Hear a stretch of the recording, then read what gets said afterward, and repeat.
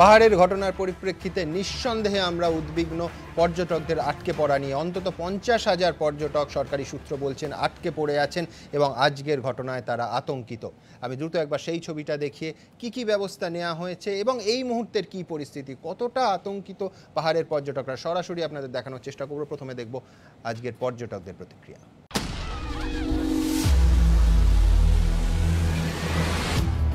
অশান্তির কালো মেঘে ফের মুখ ঢাকল কাঞ্চনজঙ্ঘা।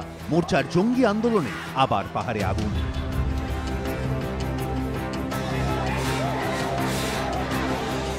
আর এই অশান্তির জাঁতাকলে পড়ে বিপাকে পর্যটকরা। এই মুহূর্তে পাহাড়ে আটকে হাজার হাজার পর্যটক। গোটা পাহাড় পর্যটকে হচ্ছে অন্তত পর্যটনপূর্ণ এবং পাহাড়ের পর্যটন অর্থনীতি, সেই অর্থনীতিও কার্যত চাঙ্গা হয়ে উঠেছিল যে বন্ধের রাজনীতি হবে না। এবং যে আজকের যে ঘটনার পরিপ্রেক্ষিতে মোর্চা আগামীকাল 12 ঘন্টার বন্ধ রাখা হয়েছে, সকাল 6টা থেকে সন্ধ্যে 6টা পর্যন্ত। এবং যে কারণেই স্বাভাবিকভাবে যে পর্যটক আটকে রয়েছে চূড়ান্ত আতঙ্কের মধ্যে পর্যটনের যে জোয়ারটা উঠেছিল সেই জোয়ারের কার্যত ইতি ঘটে গেল। গরমে যখন নাজেহাল সমতল স্বস্তির খোঁজে পাহাড়ে, তখন মানুষের ঢল। কিন্তু বিক্ষোভের নামে মোর্চার জঙ্গিপনায় নিমেষে উধাও সেই স্বস্তি। বেড়াতে যাওয়ার আনন্দ এখন আতঙ্কে পরিণত হয়েছে। কার্যত হোটেল বন্দি পর্যটকরা। মেলে যা অবস্থা চোখের সামনে দেখেছি, কালো ধোঁয়া এবং প্রচুর গাড়ি করে দিয়েছে, জ্বালিয়ে দিয়েছে এবং এখানকার লোকাল মানুষজনও খুব ছোটাছুটি করছিল। ইতিমধ্যেই শুক্রবার পাহাড় বন্ধের ডাক দিয়েছে গোর্খা জনমুক্তি মোর্চা। কার্যত বন্ধ হয়ে গিয়েছে যান চলাচল, চরম বিপাকে পর্যটকরা। गाड़ी नहीं मिल रही है और यहाँ पर चक्का जाम हो रहा है और स्थानीय जो भी पॉलिटिक्स चल रही है उसके कारण आम जो टूरिस्ट है वो परेशान हो रहे हैं। हम लोग तो आए फैजाबाद से और पता नहीं क्या यहाँ पे क्या व्यवस्था है, किसी गवर्नमेंट की व्यवस्था है, आगे हम लोग को फंसा दिया, बुरी तरह से फंसा दिया है। এই পরিস্থিতিতে উদ্যোগী হয়েছে রাজ্য সরকার। নবান্ন সূত্রে খবর, যেসব পর্যটক ফিরে আসতে চাইছেন অবিলম্বে তাদের ফেরত পাঠাতে প্রশাসনকে প্রয়োজনীয় নির্দেশ দেওয়া হয়েছে। শুক্রবার পাহাড় থেকে ফেরার কথা ছিল মুখ্যমন্ত্রীর, কিন্তু পরিস্থিতি নিয়ন্ত্রণে না আসা পর্যন্ত মমতা বন্দ্যোপাধ্যায় পাহাড়েই থাকবেন বলে জানা গিয়েছে। এবিপি আনন্দ। এই মুহূর্তে পর্যটকরা কিরকম আছেন, কতটা উদ্বেগে জানার জন্য চলে যাব সরাসরি দার্জিলিংয়ে আমাদের প্রতিনিধি সনৎ ঝায়ের কাছে।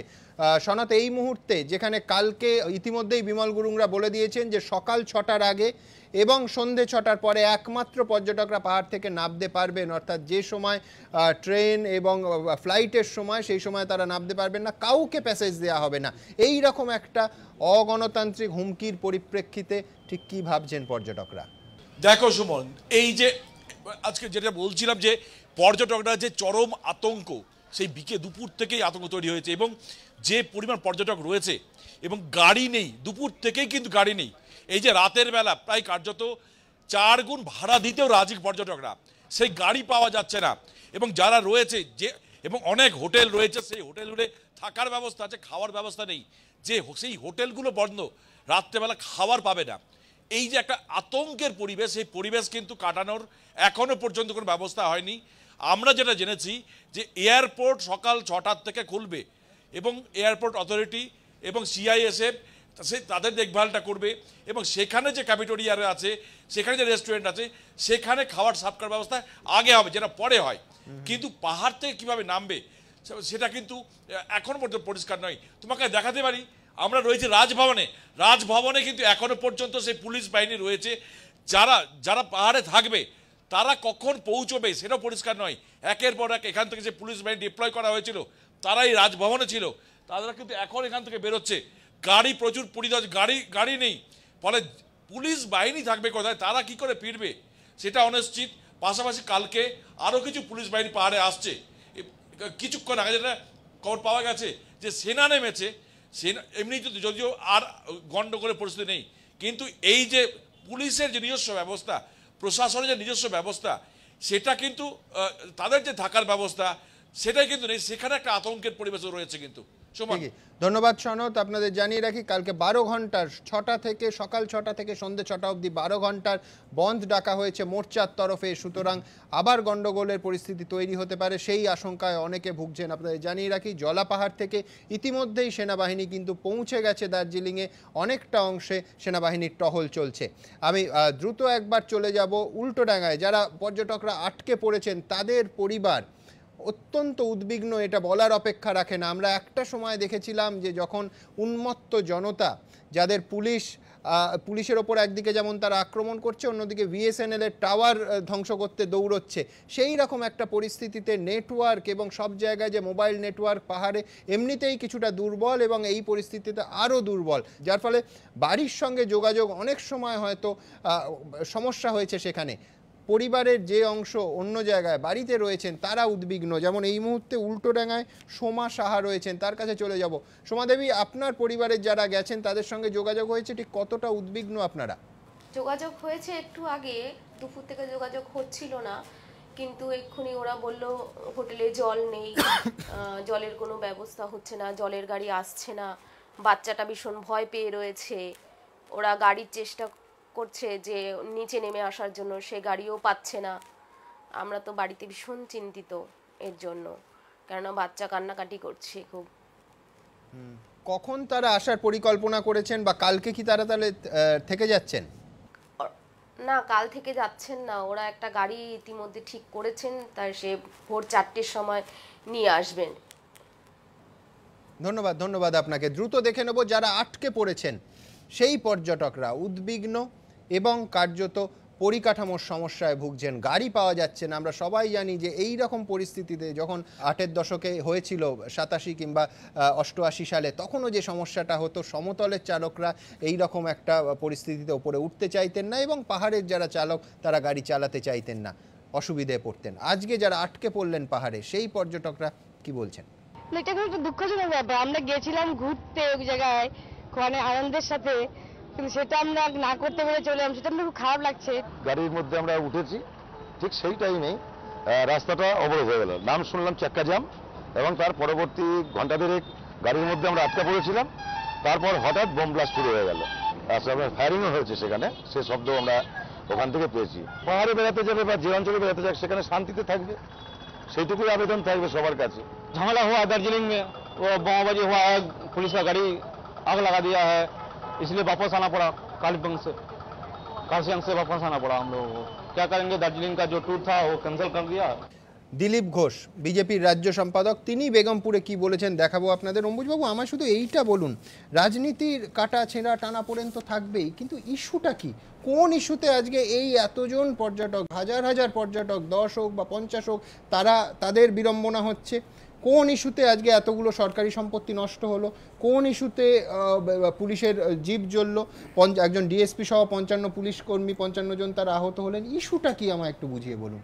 ইস্যুটা খুব ইন্টারেস্টিং। আপনি যদি দেখেন ইস্যুটাকে আমি সামারিলি বলবো গোড়ায় গলদ। কিরকম? আমরা ম্যানেজমেন্টে একটা টার্ম বলি ফান্ডামেন্টালস আর টেকনিক্যালস। একটা কোম্পানির ফান্ডামেন্টালস ঠিক আছে, তো তারপর টেকনিক্যালস অপারেশনাল অ্যাসপেক্ট দেখব।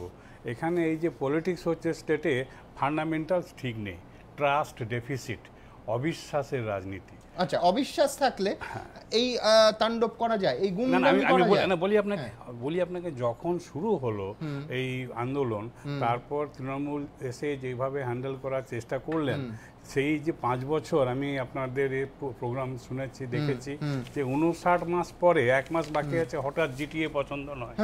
আমি উল্টোটাই বলবো, 59 মাস ধরে মমতা ব্যানার্জি শান্ত থেকে হঠাৎ যখন আন্দোলন হচ্ছে, তখন আমি শেষ করি, আমি হারিয়ে যাবো লজিকটা হারিয়ে যাবে। এখানে বুঝতে হবে ফান্ডামেন্টাল ফ্লটা কোথায়, যে এখন ওখানে গিয়ে পুরো রাজসভা বসানো আগুনে ঘি ডালা। ওরা তো তৈরি হয়েছে আন্দোলনের জন্য, আগে থেকে তৈরি। এখন পাহাড়ে ওঠা উচিত নয়, পাহাড়কে সম্পূর্ণ আন্দোলনের জন্য ছেড়ে দেওয়া উচিত। আবার একটা উদাহরণ দিচ্ছি আপনাকে। আমি যদি আমার উদাহরণটা শুনুন না, আমি যদি এইটা বলি যে জিটিএ যে স্পেশাল অডিট হবে, তখন দুর্নীতির অভিযোগগুলো আমার ঝোলা থেকে বেরিয়ে পড়বে। আমি 60 মাসে 59 মাসে বুঝে গেলাম জিটিএ কিছু দিল না। খুব সুন্দর বলেছেন আপনি আমাকে। ওই যে আমি 59 মাস ধরে আমি তো ক্ষমতা ভোগ করলাম। শুনুন না, ক্ষমতা পয়সা ভোগ নিলাম। না, শুনুন, একদম ঠিক কথা বলেছেন। এখানে সমস্যাটা হয়েছে দুটো জিনিস, আবার আমি ব্যাক করে আসছি। ট্রাস্ট ডেফিসিট বলেছি, আমি ফান্ডামেন্টাল ফ্লজ বলেছি। এবার আমি একটা কথা বলছি, ডোল পলিটিক্স অ্যান্ড অ্যাপিজমেন্ট পলিটিক্স, এই দুটো দিয়ে, এটা দুটো হচ্ছে শর্ট টার্ম, বুঝলেন, খুব শর্ট টার্মে চলে। ডোল মানে হচ্ছে ক্ষয়রাতির রাজনীতি, আর অ্যাপিজমেন্ট মানে তোষণের রাজনীতি, দুটোর লংজিভিটি খুব কম, ওটা শর্ট টার্মে চলে, লং টার্মে থাকবে না। এটা ঠিক তাই ঘটেছে এখানে। এখানে এই ডোল পলিটিক্স 2000 কোটি টাকা দেয়া, হ্যাঁ, তার হিসেব গোড়া থেকে না চাওয়া, সরকার তো সঙ্গেই ছিল, জিটিএ তো আর আলাদা ছিল না, বেঙ্গলের পার্টি ছিল, তাহলে সেই করাপশন। দিলীপ ঘোষ তো দিলীপ ঘোষ তো বলছেন যে জিটিএ তে ওরা কিছু পায়নি, মানে তাহলে তো ডোল পলিটিক্স দেওয়াটাকে দিলীপ ঘোষ সমর্থন করছেন। ইন্টারেস্টিং কথা, ওনার তো বলা ছিল যে ওদের না নেওয়া উচিত ছিল। আবার আপনি আমার হাতে তুলে দিয়েছেন, আমি বলছি বলুন না। যদি টাইমিং ঠিক না হয়, তাহলে টাইমিং ঠিক হলে যেমন ছক্কা হয় ক্রিকেটে, টাইমিং ঠিক না হলে অক্কা হয়। তো এখানে ছক্কাটা কে মারছেন, অক্কাটা কে পাচ্ছেন? দিলীপ ঘোষ কি বলছেন একবার দেখেন, তবে ছক্কা অক্কার হিসাবটা আমি একটু পরিষ্কার করে নিঃসন্দেহে মহান্তি বাবু বুঝিয়ে দেবেন। দেখুন দিলীপ ঘোষ বেগমপুরে কি বলছেন। কালকে গোর্খা নেতারা আমার সঙ্গে দেখা করতে এসেছিলেন কলকাতায়, গোর্খা জনমুক্তি মোর্চা। আমি বলছি, দিদি আপনি কেন গেছেন পাহাড়ে? কেন চুলকে ঘা করতে গেছেন? পাহাড়ে বেশ শান্তি ছিল, কোনো গন্ডগোল ছিল না। প্রতি মাসে, ওখানে উনি মান্থলি কেটেছেন দার্জিলিং যাওয়ার, প্রতি মাসে গিয়ে গিয়ে চুলকে ঘা করেছেন। এমন টাইট দিয়েছে না, এখন দৌড়াদৌড়ি শুরু হয়ে গেছে। এখন যখন গোর্খারা ঘিরে ফেলেছে, উনি সেনা ডেকেছেন ওখানে দার্জিলিং এ, বাড়ি ফিরতে পারবেন না, উদ্ধার করার জন্য সেনা। আপনি নিশ্চয়ই বলবেন গঠনমূলক বিরোধিতা হচ্ছে, গঠনমূলক বিরোধিতার কথা বলবো আমি। ছক্কা ছক্কা এবং অক্কা, এই যে কথাটা দুটো আমি বললাম, কারণটা কোথায়? অক্কাটা কেন বলছি, যে যখন ওরা তৈরি হয়েছে রাজনীতি একজন আন্দোলনের জন্য, তখন আমি একদম স্পটে গিয়ে আমি আগুনে ঘি ঢালছি, ওদের মানে আক্রোশ। আপনি বলুন, আপনি দার্জিলিংটা পশ্চিমবঙ্গে থাকুক চান না চান না? অফকোর্স চাই। আমাদের রাজ্য এর আগেও ক্ল্যারিফাই করেছে যে integral part of Bengal, Darjeeling. আপনার টাইমলাইনটা, আপনি এতগুলো থিওরি বললেন তো, আপনাদের টাইমলাইনটা সমস্যা, সেটা হচ্ছে 1 মাস আগে নির্ধারিত প্রোগ্রাম।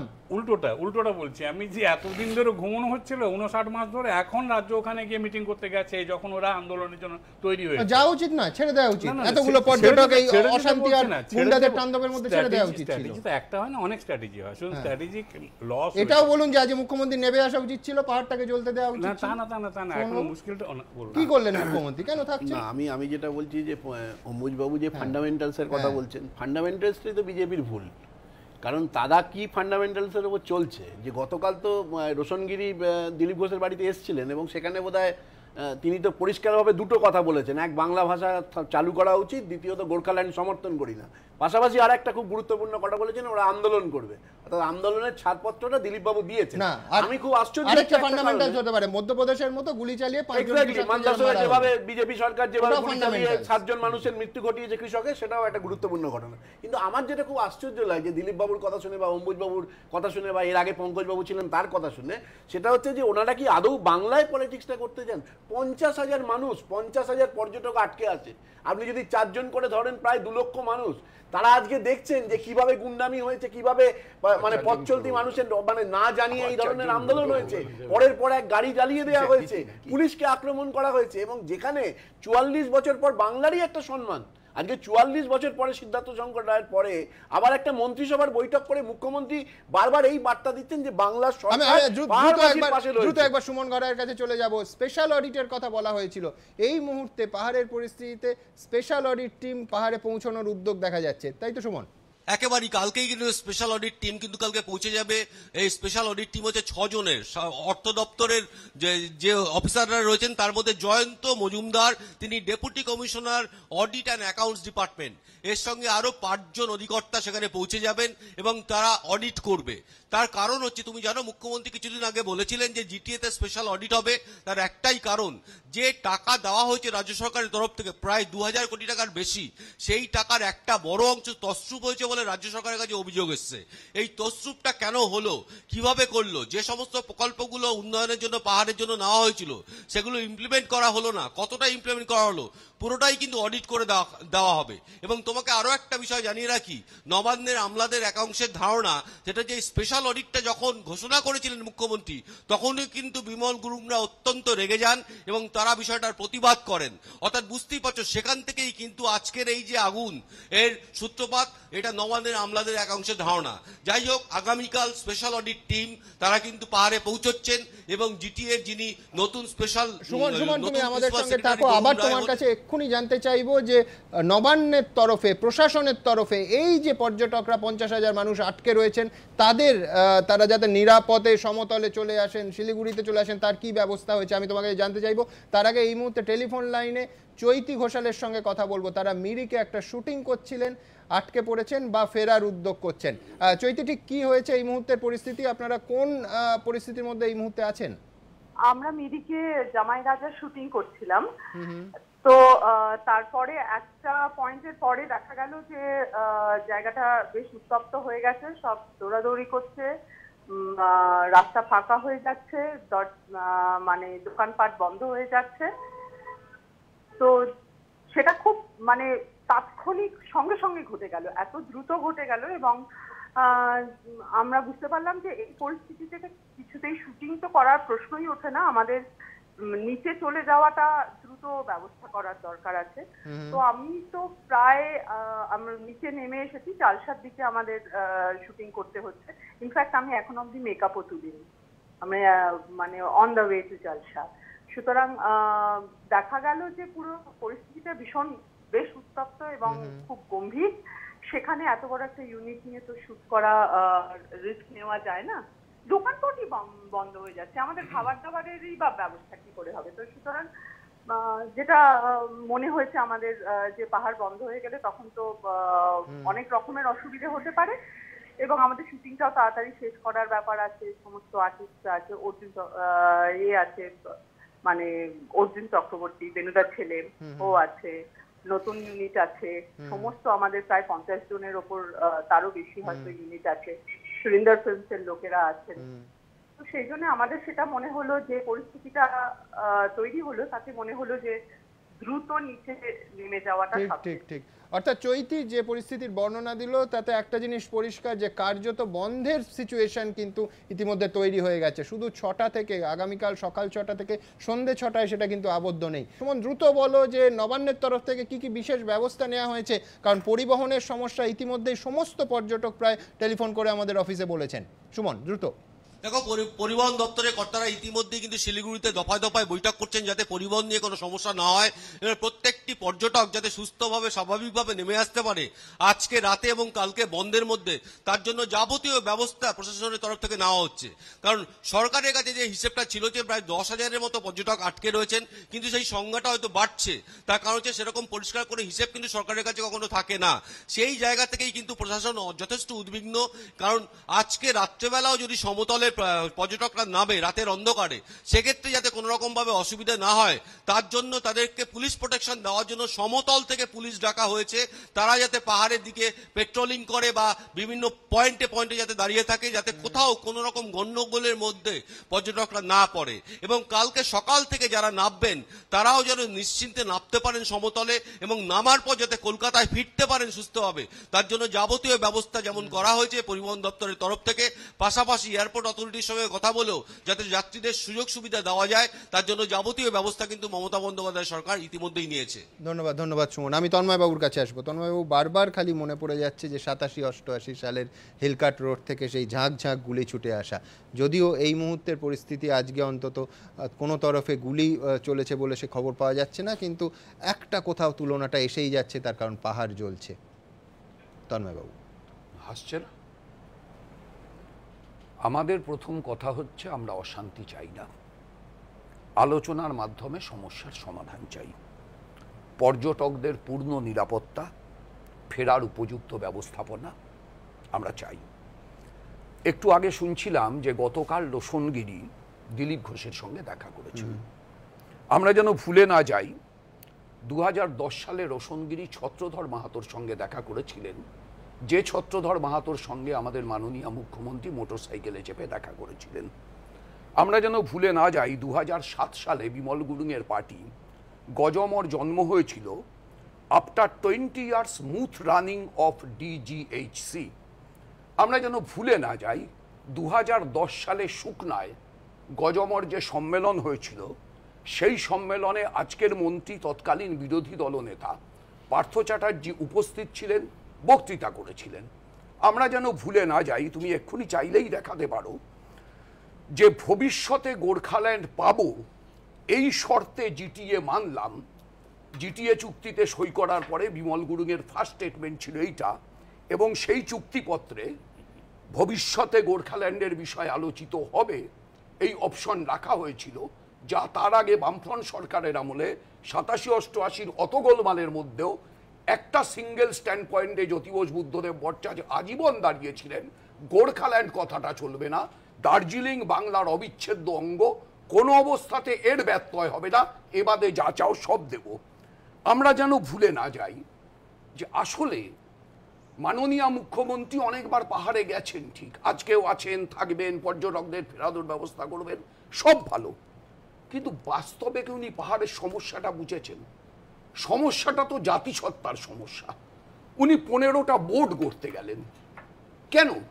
জাতিসত্তার যে প্রধান সমস্যা, সেই সমস্যাটাকে ভেঙে চুরে দিয়ে, টুকরো টুকরো করে দিয়ে, যেখানে আপনি ঐক্যের স্লোগান দিচ্ছেন সেখানে সেই শক্তিকে নানানভাবে বিচ্ছিন্ন করতে চাইতেন।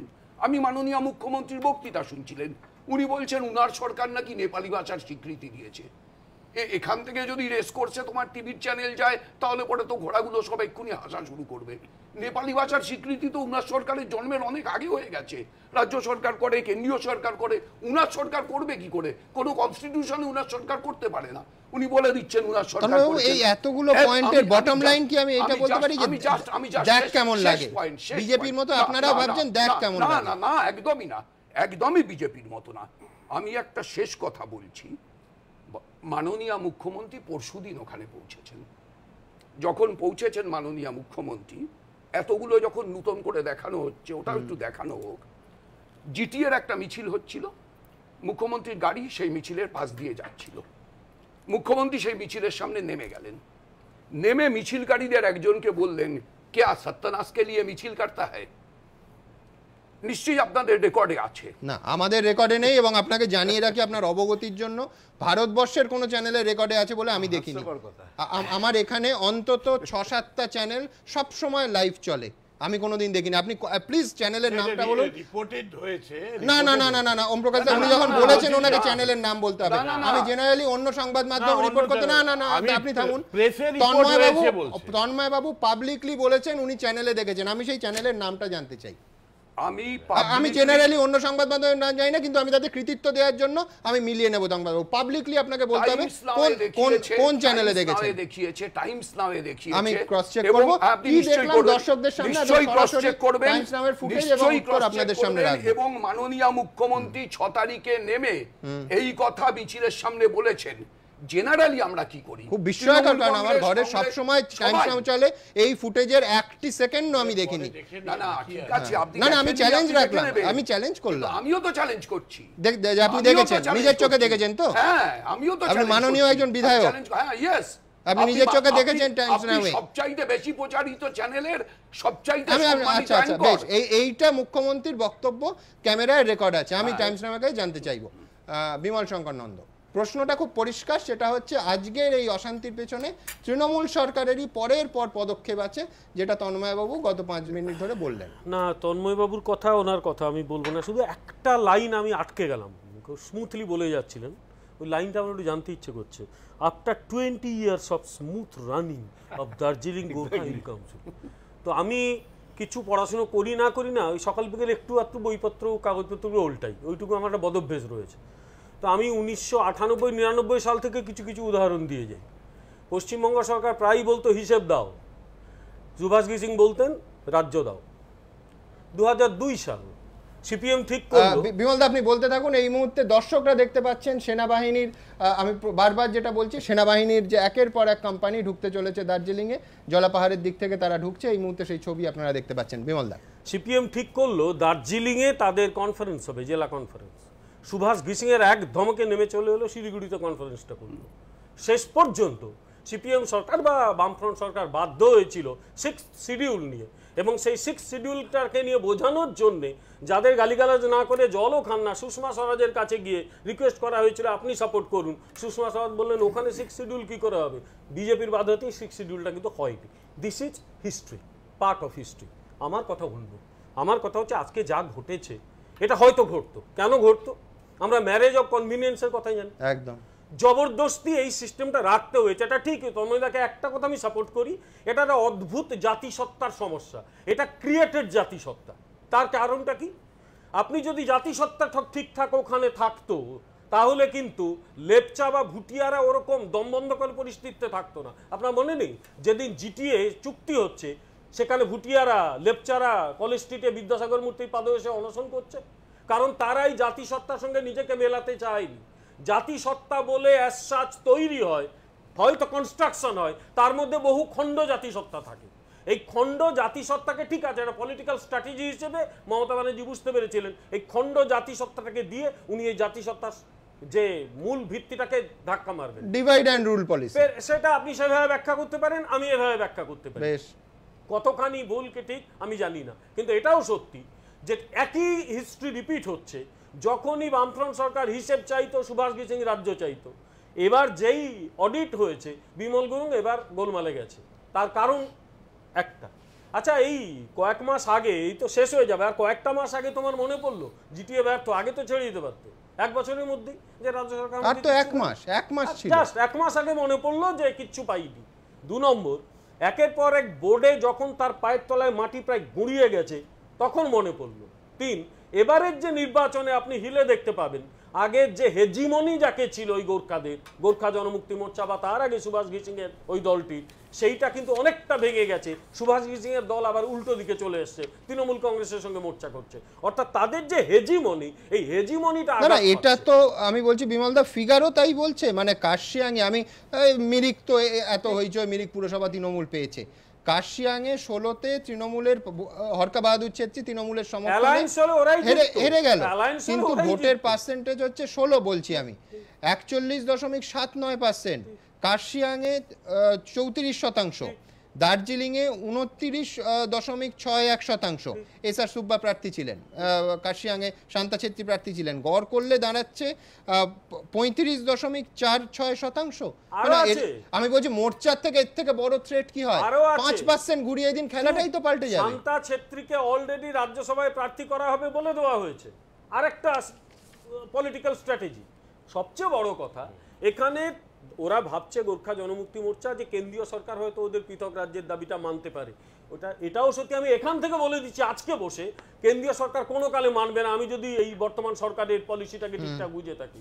ওই রকম একটা স্ট্র্যাটেজিক্যালি ইম্পর্টেন্ট এবং সেন্সিটিভ জায়গায়, ওখানে নেপাল, এখানে চীন, এখানে বাংলাদেশ, ওদিকে ভুটান, চিকেন নেকের ওই জায়গায় পৃথক রাজ্য মেনে নেবে কেন্দ্রীয় সরকার? আমার মনে হয় না যে এরকম কোনো কিছু ঘটবে। তাহলে কি ঘটবে? ওই আন্দোলনটা চলবে, কিন্তু আন্দোলন অনির্দিষ্টকাল চলতে পারে না, হস্তক্ষেপ করতেই হবে।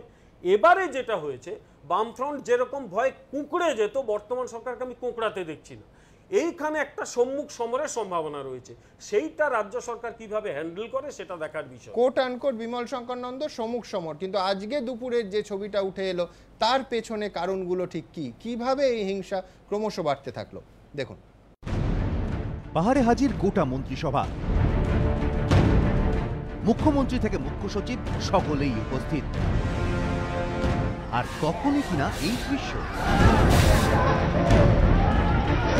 একের পর এক পুলিশের গাড়ি চলছে, বাড়ির ছাদের মাথা থেকে পুলিশকে লক্ষ্য করে ছোঁড়া হচ্ছে পাথর। কুণ্ডলীকৃত ধোঁয়ায় ভরে গিয়েছে পাহাড়ের আকাশ, ইটের ঘায়ে লুটিয়ে পড়ছেন পুলিশ কর্মীরা।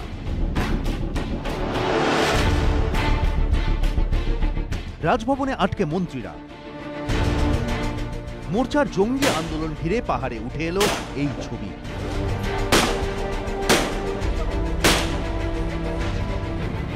পাহাড়ে আগুন আগেও জ্বলেছে, কিন্তু একজন মুখ্যমন্ত্রী থাকাকালীন পাহাড়ে এমন রক্তাক্ষয়ী আন্দোলন এর আগে কখনো দেখা যায়নি। কিন্তু মোর্চার পূর্ব নির্ধারিত কর্মসূচি তো ছিল মন্ত্রিসভার বৈঠকের সময় বাইরে শান্তিপূর্ণ অনশন বিক্ষোভে, তাহলে হঠাৎ করে এমন জঙ্গি আন্দোলনের পথে কেন গেল মোর্চা? মদন তামাং হত্যাকাণ্ড থেকে শুরু করে জিটিএর দুর্নীতি তদন্তের হুঁশিয়ারি, মুখ্যমন্ত্রীর এই কড়া অবস্থানের কারণেই কি জঙ্গি আন্দোলনের পথ বেছে নিল মোর্চা? जीटीए को जो रुपया मिला है गवर्नमेंट से, हम इसको स्पेशल ऑडिट करेंगे, ठीक से काम हुआ कि नहीं हुआ। পাহাড়ে দাঁড়িয়েই নাম না করে বিমল গুরুংয়ের উদ্দেশ্যে সরাসরি হুমকি ছুড়ে দিয়েছিলেন মমতা। हमसे टकराएगा चूर चूर हो जाएगा ये हमारा टक्कर है। মমতা বন্দ্যোপাধ্যায়ের এই কঠোর অবস্থান আঁচ করেই কি সমতলে নেমে তড়িঘড়ি বিজেপির সঙ্গে বৈঠকে বসেন মোর্চা নেতারা? কারণ পাহাড়ে মোর্চার সঙ্গী বিজেপি। মোর্চার সমর্থনের সৌজন্যেই দার্জিলিং থেকে বিজেপি সাংসদ হয়েছেন সুরেন্দ্র সিংহ অহলুওয়ালিয়া। এই পরিস্থিতিতে তৃণমূল শিবিরের দাবি মোর্চার এই আন্দোলনের নেপথ্যে বিজেপির মদত রয়েছে।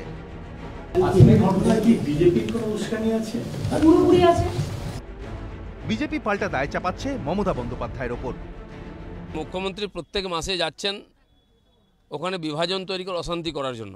এতদিন শান্তি ছিল, যারা অশান্তি করত তারা শান্ত ছিল, মুখ্যমন্ত্রীকে অশান্তি করেছেন। 15ই এপ্রিল 2014 এই মোটর স্ট্যান্ডে দাঁড়িয়ে বিমল গুরুং বলেছিল এখানে বন্ধ হবে না, এরপর বন্ধ হবে না। তারপর কোনো বন্ধ হয় নাই। হয়েছে কি? একটাও বন্ধ হয়নি। কিন্তু আজকে ওই পিন মেরে বা আপনাকে প্রিক করে ওখানে জাগানো হচ্ছে যে কি না তুমি কেন বন্ধ করছো না, বন্ধ করো। রাজ্য সরকারকে নিশানা করেছে সিপিএম।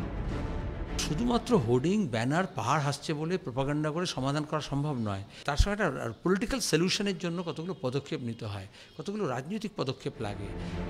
মোর্চা চাইছে গোর্খাল্যান্ড। বিজেপি বরাবরই ছোট রাজ্যের পক্ষপাতী।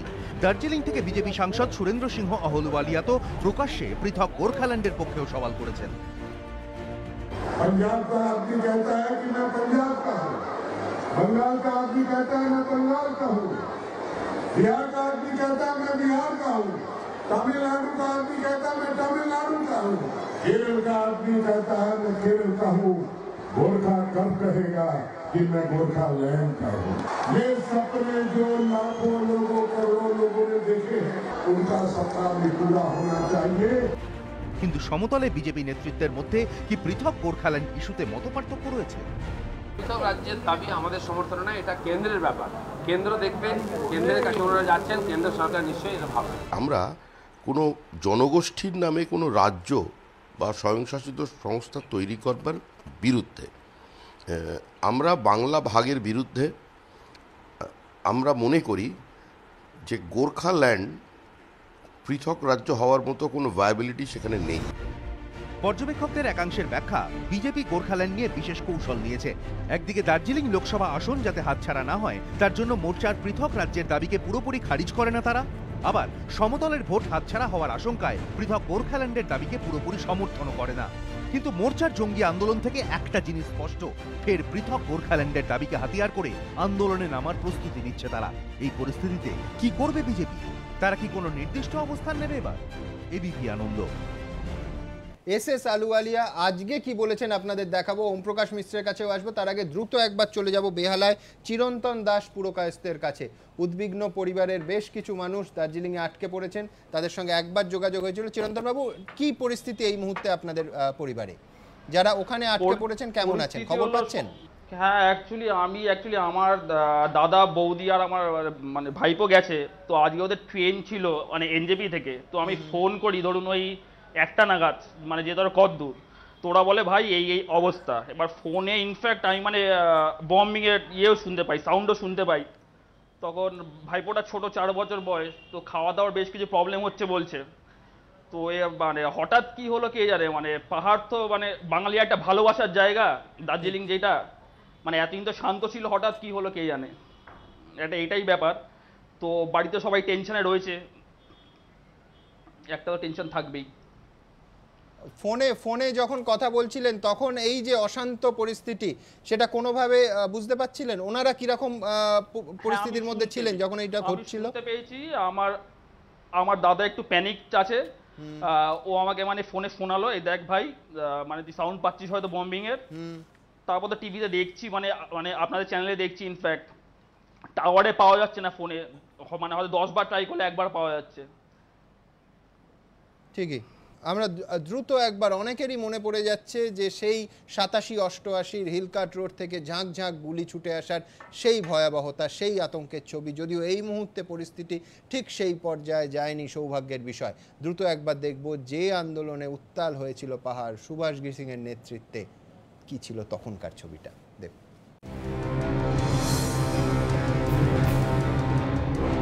মাঝে 4টে বছর, ফিরল 2013 সালের সেই ভয়াবহ স্মৃতি।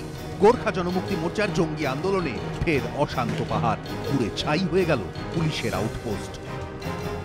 রেহাই পেল না পুলিশের এই সব গাড়ি, রক্তাক্ত হলো উর্দি, ছাড় পেলেন না মহিলা পুলিশ কর্মীরাও। কার্শিয়াং, কালিম্পং থেকে দার্জিলিং, সর্বত্রই আতঙ্কে শান্তির খোঁজে পাহাড়ে যাওয়া পর্যটকেরা।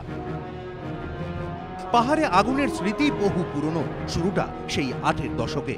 পৃথক রাজ্য হলে তবেই খুঁজবে বঞ্চনা, এই স্লোগান দিয়ে পাহাড়বাসীর মসিহা হয়ে উঠেছিলেন সুভাষ ঘিসিং।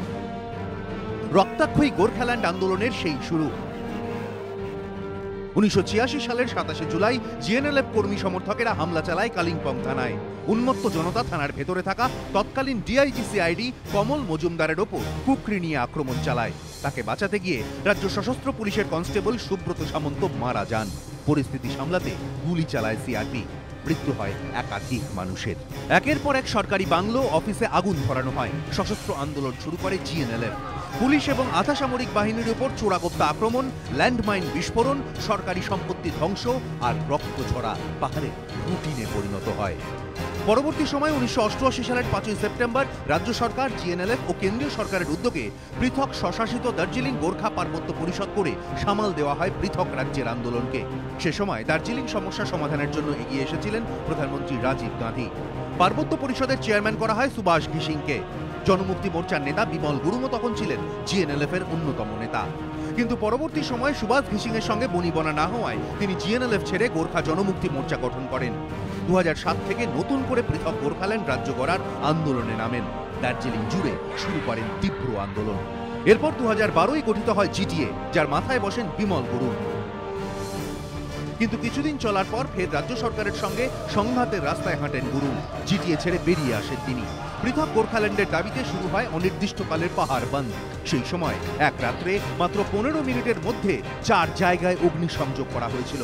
দার্জিলিং থেকে 23 কিলোমিটার দূরে তাকদায় নতুন পর্যটন বাংলোয় আগুন ধরিয়ে দেওয়া হয়। 2012 সালের অগস্টে মুখ্যমন্ত্রীর উদ্যোগে এই বন বাংলোটি তৈরি হয়েছিল। ওই সময় রিম্বিকের বন দপ্তর, রেঞ্জ অফিস এবং লাগোয়া বাংলোতেও আগুন ধরানো হয়। প্রায় একই সময় অভিযোগ জমা দেওয়ার অছিলায় মিরিকের প্রক্রিয়াবঙ্গের পুলিশ ক্যাম্পে ঢুকে কর্তব্যরত পুলিশ কর্মীদের মারধর করে সেখানেও আগুন ধরিয়ে দেয় কয়েকজন দুষ্কৃতী। কিন্তু এরপর ফের জিটিএতে ফিরে আসেন বিমল গুরুং। তারপর এই প্রথম ফের আগুন চলল পাহাড়ে। এবিপি আনন্দ। পাহাড়ের সাংসদ এস আলুওয়ালিয়া তিনি কি বলছেন আজকের এই ঘটনার প্রেক্ষিতে দেখুন। 15ই এপ্রিল 2014 এই মোটর স্ট্যান্ডে দাঁড়িয়ে বিমল গুরুং বলেছিল এখানে বন্ধ হবে না, এরপর বন্ধ হবে না। তারপর কোনো বন্ধ হয় নাই। হয়েছে কি? একটাও বন্ধ হয়নি। কিন্তু আজকে ওই পিন মেরে বা আপনাকে প্রিক করে ওখানে জাগানো হচ্ছে যে কি না তুমি কেন বন্ধ করছো না, বন্ধ করো। ওম প্রকাশ মিশ্র, কংগ্রেসের প্রতিক্রিয়া আমি জানতে চাইব। ওম প্রকাশ দা, এর আগে বিজেপি ইন জেনারেল যেমন আমরা সবাই জানি ছোট রাজ্যের পক্ষে, 2000 সালের উত্তরাখণ্ড, ছত্তিশগড়, ঝাড়খণ্ড, তেলেঙ্গানার ক্ষেত্রে তারা ক্ষমতায় নেই কিন্তু তারা সমর্থন দিয়েছিল পৃথক তেলেঙ্গানা রাজ্যের ক্ষেত্রে। কংগ্রেসের অবস্থানটা তো আলাদা। পাহাড় নিয়ে কংগ্রেস, রাজ্য কংগ্রেস, প্রদেশ কংগ্রেস কি ভাবছে? দেখুন, প্রথমত দার্জিলিংকে কেন্দ্র করে যখনই অস্থিরতা হয়েছে এবং তার নিরসনে কংগ্রেসের সরকারের একটা বড় ভূমিকা থেকেছে। যখন বামফ্রন্ট এখানে ক্ষমতাসীন ছিল ঠিক তখন রাজ্য সরকারের অনুরোধে তদানীন্তন কংগ্রেস সরকার সাহায্যে এগিয়ে এসেছিল এবং দার্জিলিং হিল গোর্খা কাউন্সিল হয়েছিল। পরবর্তীতে যখন মমতা বন্দ্যোপাধ্যায় ক্ষমতায় এসেছেন ঠিক তখন আবার কেন্দ্রে কংগ্রেসের সরকার এবং তার উদ্যোগে কিন্তু এই জিটিএ এটা আর কি কেন্দ্রীয় সরকারের অনুমোদন পায়, তার সাহায্যও প্রাপ্ত হয় এবং আমাদের অবস্থানটা স্পষ্ট। আমরা বাংলা ভাগের একেবারেই পক্ষে নই, নাম্বার 1। দ্বিতীয়ত আমরা এটা অ্যাপ্রিসিয়েট করি যে গত প্রায় 3 বছর ধরে কিন্তু বন্ধ হচ্ছিল না, কিন্তু সেটা আবার সূত্রপাত দেখা যাচ্ছে যে বেশ কিছুদিন ধরে একটা ব্যাকগ্রাউন্ড তৈরি হচ্ছিল। আনফর্চুনেট এই ডেভেলপমেন্টটা আজকে হয়েছে। আজকে কোনোভাবে আমরা ডিসকাস করছি না যে এই ইমপ্লিকেশনটা যে সেনা নামাতে হয়েছে, এটা কি প্রশাসনের ব্যর্থতা নয়? মুখ্যমন্ত্রী ওখানে রয়েছেন, রাজ্য প্রশাসনের সবাই ওখানে মজুদ রয়েছে, অথচ দেখা যাচ্ছে যে আচমকা ঘণ্টাখানেকের নোটিশে সমস্ত প্রশাসনিক ব্যবস্থা সেটা ভেঙে পড়লো। তার কি কোনো দায় দায়িত্ব নেই? তিনি তো পুলিশের মন্ত্রী। এটা মনে রাখতে লাগবে এই কিছুদিন আগে নির্বাচন হয়েছে, নির্বাচনে তৃণমূল কংগ্রেস সেখানে সেন্ট্রাল ফোর্স দিয়ে সেখানে নির্বাচন করেছেন।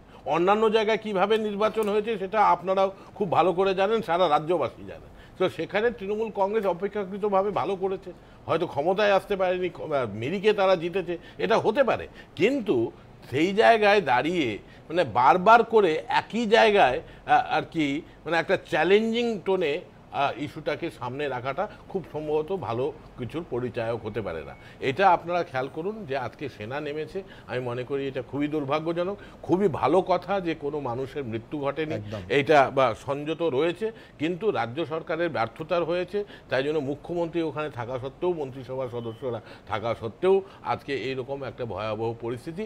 কংগ্রেস হিংসার বিরুদ্ধে আমরা মনে করি রাজ্য সরকারকে সাহায্য সহযোগিতা যেইটুকু হাত বিরোধী দল হিসাবে আমরা প্রসারিত করতে পারি, পর্যটকরা নেমে আসুন, পর্যটকরা থেকে যান। এটাও আমি পাশাপাশি মনে করি যে দার্জিলিংয়ের মানুষরা, গোর্খারা, তারা পর্যটকদেরকে তারা কিন্তু উত্ত্যক্ত করবেন না, বিরক্ত করবেন না। আমি মনে করি না যে তাদের উপর কোনো দমন পীড়ন হবে। তার কারণটা হচ্ছে পর্যটনের উপর ভিত্তি করে কিন্তু দার্জিলিং পাহাড়ে রাজনৈতিক চ্যালেঞ্জের একদিকে রাজ্য সরকার, একদিকে জিটিএ, সেটা ঠিক না। আচ্ছা, আপনি অডিট করবেন না, এখন স্পেশাল অডিট করবেন। এই আমাদের পশ্চিমবঙ্গে অডিট কোথায় হচ্ছে? এই তো ক্যালকাটা কর্পোরেশন মনে নেই আমাদের যে কোনো মানে বারবার করে তো বলা হচ্ছে অডিট হচ্ছে না, ওখানে স্পেশাল অডিট করার কথা অবশ্যই। যে এর আগে সুভাষ সিংরা ছিলেন বামফ্রন্টের সময়, আমরাও বারবার করে বলতাম যে কোনো অডিট করা হচ্ছে না, বামফ্রন্ট সরকারও সেটাকে খুব একটা মানে কর্ণপাত করেনি। পরবর্তীকালে যখন আপনি সুর চড়ানো হয়েছে তখন দেখা গেছে is already too late, same জিনিসটা হয়েছে। মমতা ব্যানার্জি কত পক্ষে ছিলেন, she was so much in favour of GT, she was in so much in favour of Bimal Gurung. আজকে আবার তাদের সিচুয়েশনটা আলাদা, তাই জন্য এরকম কনফ্রন্টেশনের কথা হচ্ছে। আমি মনে করি না সেটা খুব একটা কাম্য হতে। দেবনারায়ণ সরকারের কাছে যাব, রাজ্য সরকারই কোথাও না কোথাও দায়ী ওম প্রকাশ মিশ্র মনে করছেন, তার নীতি এবং যে নীতির কিছুটা প্রকাশ উনি বলছেন বামফ্রন্টের আমলেও ছিল, যে তোষণ নীতি এবং পরবর্তীকালে লগার হেডে চলে আসা। না, ওনাদের তো ওই ছাড়া কিছু বলার নেই। বিমলবাবু ঠিকই বলেছেন, হিসাব দাও রাজ্য চাই, সেটা সুভাষ ঘিসুঙ্গ করেছে। কখন বলল আপনি লক্ষ্য করুন, একটু আগে অম্বুজবাবু ফান্ডামেন্টালসের মতো খুঁজছিলেন, ট্রাস্ট ডেফিসিট, ডোল পলিটিক্স, অ্যাপিজমেন্ট ইত্যাদি। আমি তো দেখছি ক্ষমতার জঙ্গিপনা কেন হয় তারও ইতিহাস আছে। Politics like a desolating pestilence pollutes whatever it touches. এটা শেলির কুইন ম্যাপ থেকে কেন হচ্ছে? পলিটিক্স কি করে? যা ধরে, জঙ্গিপনা যা ধরে তাকে দূষিত করে। যেমনভাবে একজন লোক অসৎভাবে শেষ পর্যন্ত যখন অসৎ কাজ করে নিঃস্ব হয়ে যায়, তার মানে মূল জায়গাটা কোথায়? অর্থ। যখনই মুখ্যমন্ত্রী বলছেন যে হিসাব দাও রাজ্য চাই 2000 কোটি টাকার, শুনুন আজকে একটু আগেই তো মানে সুমনবাবু পরিষ্কার হিসেব দিলেন কিভাবে গ্রাফটা ওদের নামছে, তৃণমূলের গ্রাফটা উঠছে। যখনই দেখছে শেষ পর্যন্ত 1 মাস আছে, যখনই বলছেন হিসাব চাই তখন হলো রাজ্য চাই। এটা হচ্ছে জঙ্গিপনার চূড়ান্ত। এটা ইতিহাস থেকে, অতীত থেকে এটা রয়েছে। জঙ্গিপনা কখন চূড়ান্ত হয়? শেষ পর্যন্ত আমি যখন খাবো, খাওয়াটাকে যখন নষ্ট করবে, তখনই জঙ্গিপনার চূড়ান্ত পরিণতি হয়। এই হলো মূল কথা। This is the fundamental trust deficit নয়, ডোল পলিটিক্স নয়। যে পর্যন্ত শেষ পর্যন্ত 5 বছর 1 মাস থাকতে, আজকে যদি আপনি বলুন, শুনুন এই ঘটনাটা আজকের নয়, তার মানে আমি যেটা বলছি, এই দার্জিলিংয়ের সমস্যা প্রচুর সমস্যা, আস্তে আস্তে জিনিসগুলো চেষ্টা করা হচ্ছে। আর আপনারা অনেকেই ঘোড়া চলে, আগে খুব বন্ধুত্ব ছিল না, বন্ধুত্ব ছিল না। আপনি আরেকটা কথা বললেন, কেন সেনাবাহিনী নামা হচ্ছে? ঝগড়া করবেন না, আমি বলছিলাম বন্ধুত্ব ছিল, কি হলো? সিপিএম এর শত্রুতা ছিল, এখন গলায় গলায় বন্ধু। সিপিএম যা বলছে প্রদেশ কংগ্রেসও তাই। সিপিএম এর পরিচয় কিছু নেই, সেটাই হচ্ছে। আমি আর কি করতে, আর কদিন পরশুদিনকে 5টা লোক মারা গেল, তার কোনো বিচার হলো না। মহারাষ্ট্র, তারপর রাজস্থান, মধ্যপ্রদেশ, একটার পর একটা কৃষি বিপ্লব চলছে। একদম ঠিক। না না, কিন্তু পশ্চিমবঙ্গ থেকে 20,000 লোক দাঁড়িয়ে আছে, তাদের সেনাবাহিনী ডাকা হয়।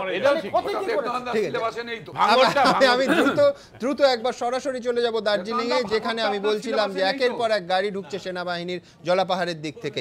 সনদ ঝা আমাদের প্রতিনিধি তুলে ধরছে। অবশেষে সেনা নামলো এবং জলাপাহাড় থেকে সেনার দল ইতিমধ্যেই কিন্তু এবং এই যে ভানু ভবনের কাছে এসছে এবং পুলিশ কর্তারাও কিন্তু ইতিমধ্যে আলোচনায় বসেছে এদের সঙ্গে যে কি করণীয় সেনারা ইতিমধ্যেই ভানু ভবনে যে এইখানে কিন্তু গণ্ডগোলটা হয়েছিল ভানু ভবনকে সার্চ করা এবং সার্চ করে সিল করে দেওয়া সেরকম নির্দেশ দেওয়া হয়েছে। সেনার দল কিন্তু ইতিমধ্যে এখানে যে সমস্ত পতাকা ছিল সমস্ত সরিয়ে দিয়েছে এবং গোটা শহর সেনা এখন রুট মার্চ করবে এবং যে একটা দার্জিলিং পাহাড়ে মানে পর্যটনের হচ্ছে ভরা মরশুম, গোটা পাহাড় জুড়ে পর্যটক এবং দুপুর থেকে পরপর আক্রমণ, গুলি এবং হচ্ছে কাঁদানে গ্যাস, পরে পুলিশের গাড়ি জ্বালানো, তারপরে হচ্ছে এই সেনা নেমে যাওয়া, যে পর্যটনের যে মানচিত্র সেই মানচিত্র কার্যত ক্ষতবিক্ষত হয়ে গেছে এবং সেনা রুট মার্চ শুরু করেছে। ইতিমধ্যে জলাপাহাড় হয়ে সেই দার্জিলিং থানা সেই রাস্তা পেরিয়ে এসে ইতিমধ্যে ভানু ভবন থেকে হয়ে এসে রাজভবনের পাশ দিয়ে গিয়ে আবার সেই সিংমারি সেই এলাকায় যাবে এবং গোটা রাত্রে অন্তত সেনার দখলে থাকবে পুরো দার্জিলিং শহর। সনদ ঝা, এবিপি আনন্দ, দার্জিলিং। দ্রুত আমরা দেখে নেব যে পাহাড়ের আন্দোলনের ইতিহাসটা। সেই যদি 1907 সালে আমরা ফিরে দেখি, সেখান থেকে এই 2017 কি ছিল, কি হলো, কতটা পাল্টালো দেখুন। মোর্চার জঙ্গি আন্দোলন, অশান্ত পাহাড়। কেন শান্ত স্নিগ্ধ পাহাড় বারবার অশান্ত হয়ে ওঠে? কেন মাথাচাড়া দিচ্ছে এই সমস্যা? কোথায় তার শেকড়?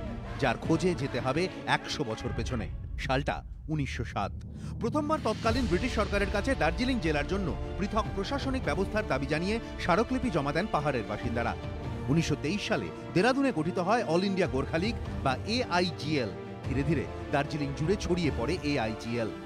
দ্বিতীয় বিশ্বযুদ্ধের পর দার্জিলিংয়ের জন্য পৃথক প্রশাসনিক ব্যবস্থার দাবি ক্রমেই জোরালো হতে থাকে।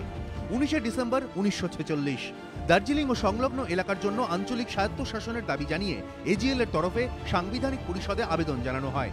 6 এপ্রিল 1947 অবিভক্ত কমিউনিস্ট পার্টির দুই নেতা রতনলাল ব্রাহ্মণ ও গণেশলাল সুব্বা নেপাল, দার্জিলিং ও সিক্কিমকে নিয়ে পাকিস্তানের আদলে গোর্খাস্থান গঠনের দাবি জানিয়ে তৎকালীন অন্তর্বর্তী সরকারের কাছে স্মারকলিপি জমা দেন। গোর্খাস্থানের দাবি মুখ থুবড়ে পড়ার পর পশ্চিমবঙ্গের মধ্যেই দার্জিলিংয়ের জন্য আলাদা স্বায়ত্তশাসনের দাবি ক্রমশই জোরালো হতে শুরু করে পাহাড়ে। 1967-তে আত্মপ্রকাশ সুবাস ঘিসিংয়ের। তৈরি নীল ঝান্ডা পার্টি। 1980 সালেই তিনি গঠন করেন গোর্খা ন্যাশনাল লিবারেশন ফ্রন্ট বা GNLF। শুরু হয় আলাদা রাজ্যের দাবিতে গোর্খাল্যান্ড আন্দোলন। এই দাবির সরাসরি বিরোধিতায় নামে CPM। উত্তাপ ছড়াতে শুরু করে পাহাড়ে, যার রক্তাক্ত পরিণতি হয় 1986-তে এসে। 3 বছরের সংঘর্ষে প্রায় 600 জনের মৃত্যু হয়, যার অধিকাংশই CPM কর্মী সমর্থক। পরিস্থিতি নিয়ন্ত্রণে আনতে আধা সেনা নামাতে বাধ্য হয় রাজ্য সরকার। পাশাপাশি তৎকালীন প্রধানমন্ত্রী রাজীব গান্ধীর উদ্যোগে শুরু হয় আলোচনা। আলাদা রাজ্যের দাবি ছেড়ে স্বশাসিত পরিষদ মেনে নেন ঘিসিং। 22 আগস্ট 1988 সাল কেন্দ্র, রাজ্য ও GNLF এর মধ্যে ত্রিপাক্ষিক চুক্তি স্বাক্ষরিত হয়। গঠিত হয় গোর্খা পার্বত্য পরিষদ। পাহাড়ে মুকুটহীন সম্রাট হিসেবে আত্মপ্রকাশ করেন সুবাস ঘিসিং। 2004 পরিষদের পরপর নির্বাচনে জিতলেও 2004-এ এসে হঠাৎ বেঁকে বসেন ঘিসিং। পরিষদের জন্য দাবি করেন ষষ্ঠ তপশিলের। থমকে যায় নির্বাচন। পাহাড়ে শান্তির স্বার্থে সে সময় ঘিসিংকে চটাতে চাননি তৎকালীন মুখ্যমন্ত্রী বুদ্ধদেব ভট্টাচার্য। ফলে বিনা নির্বাচনেই তদারকি চেয়ারম্যান হিসেবে জাঁকিয়ে বসে থাকেন ঘিসিং। কিন্তু এই মুকুটহীন সম্রাটের বিরুদ্ধেই জমতে শুরু করে ক্ষোভ, তার ঔদ্ধত্য, উন্নাসিকতা ও দুর্নীতির জন্য, যা আঁচ করতে পারেনি মহাকরণ। 2007 ঘিসিং বিরোধী ক্ষোভকে পুঁজি করেই আত্মপ্রকাশ একদা ঘিসিং ঘনিষ্ঠ বিমল গুরুংয়ের। ঘিসিংয়ের ফেলে আসা জুতোতে পা গলিয়েই পাহাড়ের স্পর্শকাতর দাবি আলাদা রাজ্যের জন্য সরব হন গুরুং। পাহাড় ছাড়া হন ঘিসিং। 2008 এরপর টানা 2 বছর পাহাড় জুড়ে ফের বন্ধ, অবরোধ, অশান্তি। ভেঙে পড়ল অর্থনীতি। চরম বিপর্যয় তখন পাহাড়ে। শান্তি ফিরিয়ে আনতে এবার গুরুংদের সঙ্গে কথা বলতে বাধ্য হয় রাজ্য সরকার। শুরু হয় আলোচনা, শুরু হয় দর কষাকষি। 2010 আলোচনার টেবিলে সাফল্য পায় রাজ্য সরকার। আলাদা রাজ্যের দাবি থেকে সরে এসে স্বশাসিত পরিষদই মেনে নেন গুরুংরা। এবার পাহাড়ে গুরুংয়ের নেতৃত্ব নিয়ে প্রশ্ন উঠতে শুরু করে। গুরুংকে কোণঠাসা করে পাহাড়ে নেতৃত্ব হাতে নিতে এগিয়ে আসেন মদন তামাং। কিন্তু 2010-এই প্রকাশ্য দিবালোকে খুন হন তিনি। পাহাড় জুড়ে তৈরি হয় মোর্চা বিরোধী আবহ। বাধ্য হয়ে ত্রিপাক্ষিক আলোচনা থেকে বেরিয়ে আসে মোর্চা। তরাই ডুয়ার্সের দাবিতে নতুন করে আন্দোলনে ঝাঁপান বিমল গুরুং। 2011 ফেব্রুয়ারি ডুয়ার্সের সিপচুতে পুলিশের গুলিতে 3 জন মোর্চা সমর্থকের মৃত্যু হয়। পাহাড় জুড়ে নতুন করে মোর্চার পক্ষে আবেগ। নিজের সিংহাসন পুনরুদ্ধার করেন গুরুং। 18 জুলাই 2011 রাজ্যে নতুন সরকারের সঙ্গে সাফল্য আসে আলোচনায়।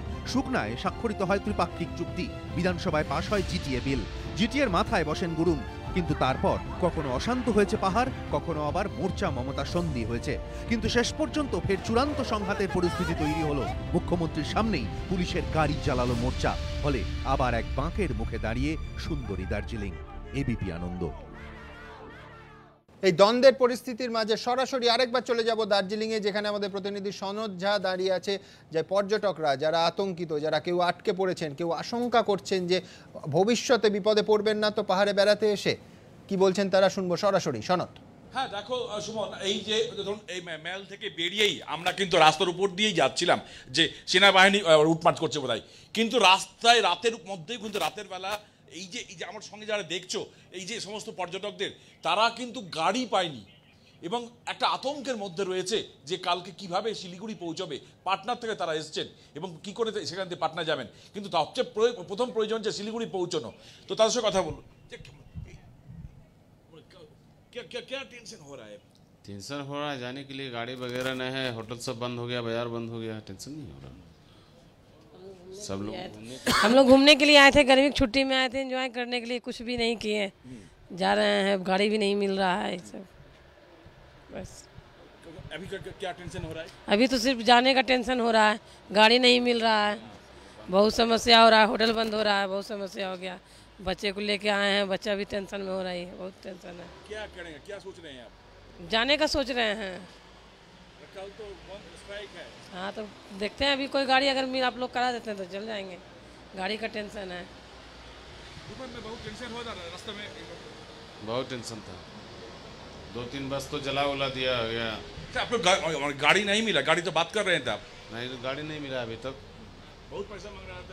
पैसा ज़्यादा मांग रहा था, अब मिल ही नहीं रहा है, गाड़ी 1-2 है, मिल ही नहीं रहा।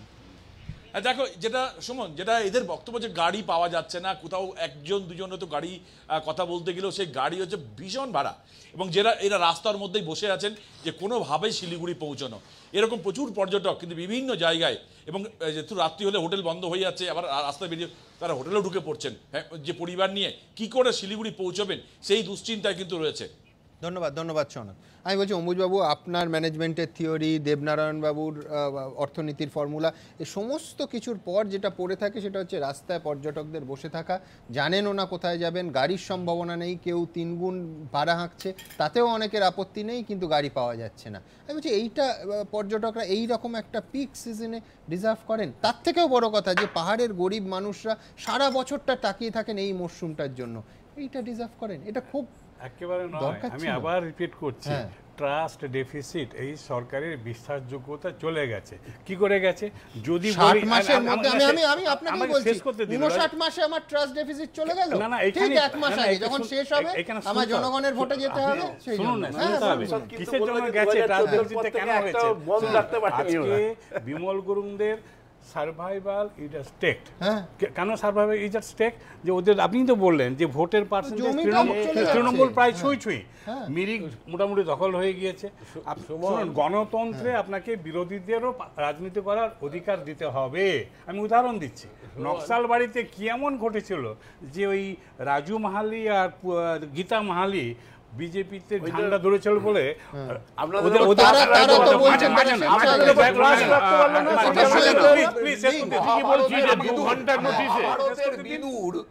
সে এক সময় বলেছিল একাধিক অশুভ শক্তি পারস্পরিক পিঠ চুলকানির উস্কানি শেষ পর্যন্ত বিপদের কারণ হয়। আমাদের সমর্থন করছেন আমাদের না বিজেপিকে সমর্থনের কোনো প্রশ্ন না, আপনি নন, উনি আপনাকে মুখ্যমন্ত্রী দার্জিলিং এ 5টা প্রতিশ্রুতি দিয়েছিলেন, চা বাগানের উন্নয়ন, ব্যাখ্যা যাচ্ছি না, কার্শিয়াঙে বিদ্যুতের সাব ডিভিশন উদ্বোধন করে এসেছিলেন, কিন্তু এই মুখ্যমন্ত্রী আমলেই বাংলাদেশ পাহাড়ে উঠে নির্বাচন করতে পেরেছে, 6টা হাসপাতালের আপগ্রেডেশন লোকসভা নির্বাচনে পাহাড়ে উঠে প্রচার করতে পেরেছে, ডিস্ট্রিক্ট ম্যানেজমেন্ট হয়নি, যা কথা দিয়েছেন একটাও রাখা। বলছিলাম যে পাহাড়ে যেতে পেরেছিল কারণ 2006 এর পর থেকে ব্যবস্থা করতেন না পাহাড়ে, এরকম কেন এরকম কেন ব্যর্থতা হবে যে যার 2 ঘন্টার নোটিসে মুখ্যমন্ত্রী উপস্থিত থাকা সত্ত্বেও চারিদিকে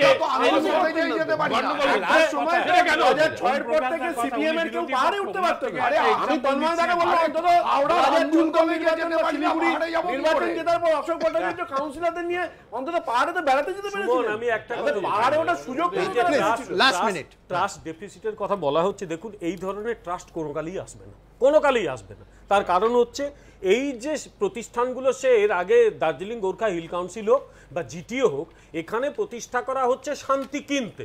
আগেও তাই হয়েছিল, এখনো তাই হয়েছে, বাস্তব তাই। কিন্তু এই শান্তি কেনার মধ্যে একটা গোলমেলে জায়গা রয়েছে। দার্জিলিং অনুন্নত। আমি এক মিনিট গত 10 বছরের হিউম্যান ডেভেলপমেন্ট রিপোর্ট দেখুন তো, দার্জিলিং কি এরও নিচে, পুরুলিয়ার নিচে? তা তো নয়, দার্জিলিং এর স্থান অনেক ওপরে। তাই আমি আবার বলবো, এই যে অনুন্নয়ন, এই যে জাতিসত্তা, এগুলো একটা অদ্ভুত তৈরি করা একটা কনস্ট্রাকশন। এই যতদিন এগুলো থাকবে সেগুলো চলবে।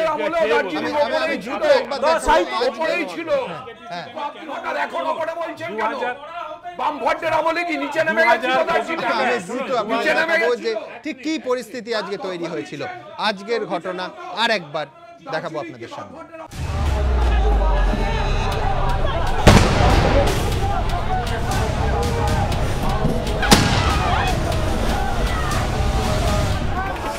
মোর্চার জঙ্গি বিক্ষোভে জ্বলছে পাহাড়।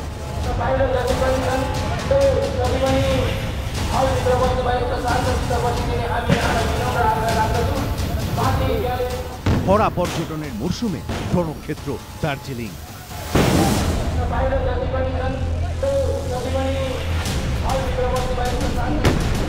আর এসব হলো সেই দিনই যখন প্রায় 4 দশক পর পাহাড়ে বসে রাজ্য মন্ত্রিসভার বৈঠক করছেন কোন মুখ্যমন্ত্রী।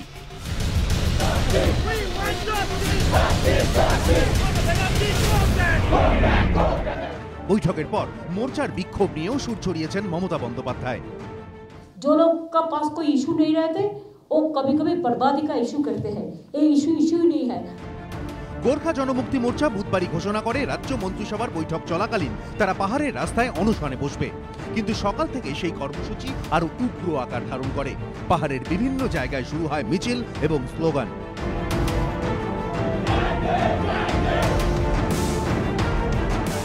যখন মন্ত্রিসভার বৈঠক শেষ দিক, তখনই কিন্তু মোর্চার সমর্থকরা এই জায়গায় কিন্তু মুখ্যমন্ত্রী মমতা বন্দ্যোপাধ্যায় পুষ্পতৃকা দাহ করছিল।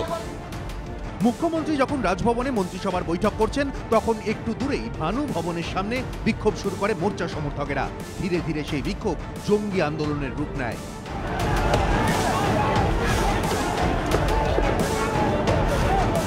যখন অনেকটা শান্তিপূর্ণ থাকে, যখন প্রায় শেষ দিক পুরো এই যে কার্যক্রম মোর্চার শেষ হয়েছে এবং মুখ্যমন্ত্রী মমতা বন্দ্যোপাধ্যায় মন্ত্রিসভার বৈঠক শেষ, তখনই কিন্তু ঠিক সেই প্ররোচনায় পা দিয়েছে দুপক্ষই, যে কারণে গোটা দার্জিলিং কিন্তু এখন উত্তাল।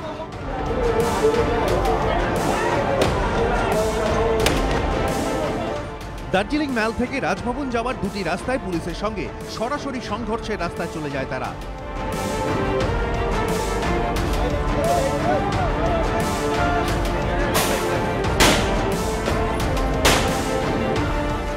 মুহূর্তে আগুন জ্বলে যায় পাহাড়ে।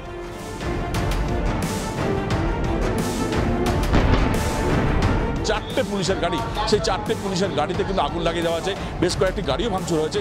তারপর থেকে চলছে কিন্তু ব্যাপক খণ্ডযুদ্ধ।